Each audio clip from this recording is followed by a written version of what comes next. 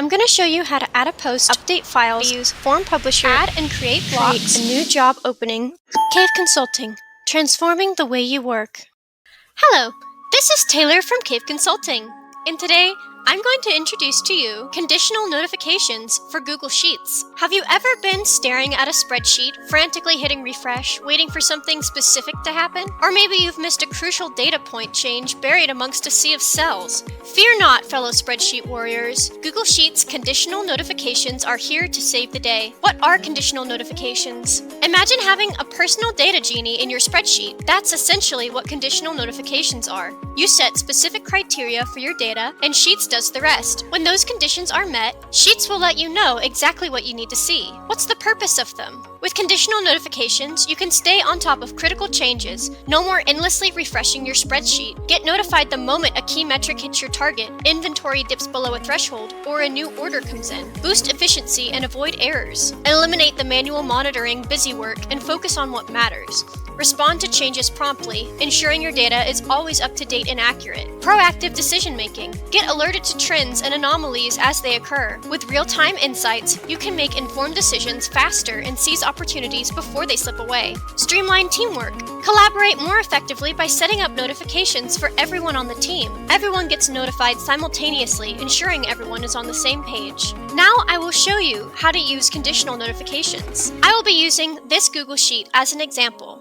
First, you're going to select your cell, go to Format, Conditional Formatting, and here, as you can see, I already have a rule set up for this specific cell. Now, if I type in 100, which is the rule that I have set, the color of the cell will change. If I select this rule, I can change what the rule is. Any of these conditions can be used, and I can also change the color. That way, if you set multiple rules, you know which rule has been met. To add a rule, you'll simply hit the plus add a rule and change your colors. As you can see, since the cell is empty, it is bright red, as set. But if I enter 100, it will change to show that the other rule has been met. Next is conditional notifications. If you go to Tools, you'll find Conditional Notifications, and it'll open up another box to your right. This will allow you to add rules in which emails will be sent out to whoever is assigned to receive these notifications. For this rule, I'll have if the cell value changes in column A, and I can also add conditions here.